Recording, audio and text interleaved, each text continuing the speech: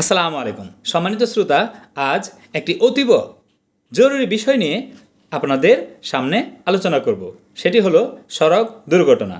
সামনে ঈদ উল ফিতর, তাই যারা বাড়ি থেকে দূরে থাকেন তারা স্বাভাবিকভাবেই গ্রামে যাবেন এবং তাদের পরিবার, সন্তান সন্ততি, আত্মীয় স্বজন, বন্ধু বান্ধবদের সাথে ঈদ উদযাপন করবেন।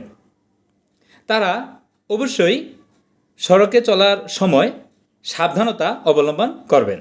সম্মানিত শ্রোতা, আমার আপনার পরিচিত অপরিচিত অনেকেই সড়ক দুর্ঘটনার শিকার হতে পারে। সড়ক দুর্ঘটনা ভয়াবহ আকারে বাড়ছে।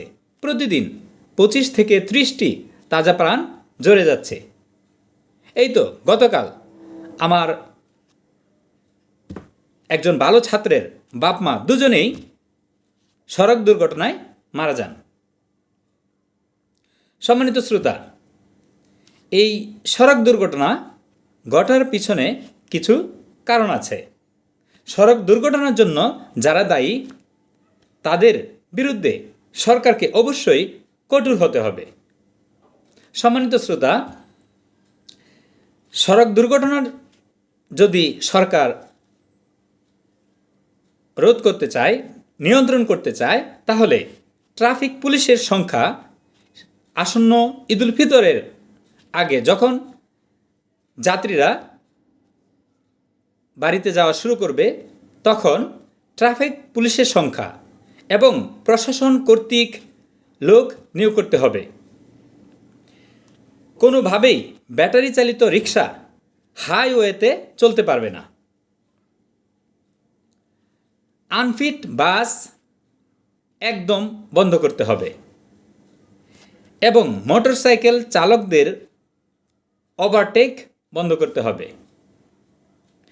হাইওয়েতে আমি মনে করি 10 থেকে 15 কিলোমিটার পরপর 2 থেকে 3 জন পুলিশ অবশ্যই মনিটর করবে।